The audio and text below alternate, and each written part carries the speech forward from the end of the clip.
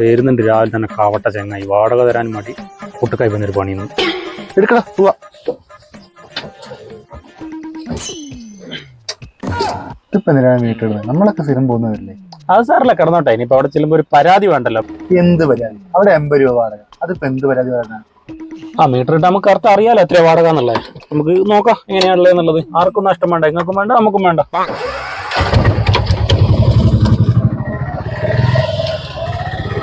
നിങ്ങൾ ഇവിടെ ഇറങ്ങുമല്ലേ?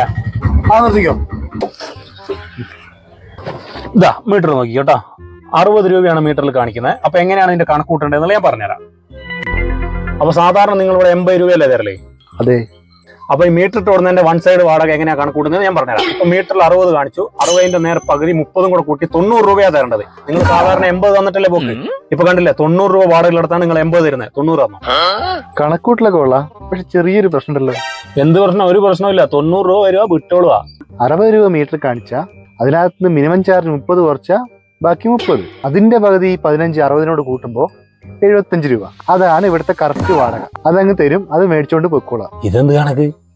അതാണ് ശരിയായ കണക്ക്. ഇത്രയും നാൾ 5 രൂപ വെച്ച് കൂടുതൽ മേടിച്ചല്ലേ. എന്നാ നിന്റെ 75 മീറ്റർ ഉണ്ട്. അതിനോട് അപ്പൊ തന്നെ പറഞ്ഞേ. ধনকে দেখলু তুই ননিস না মনকে চিনলু না সোনাকে চিন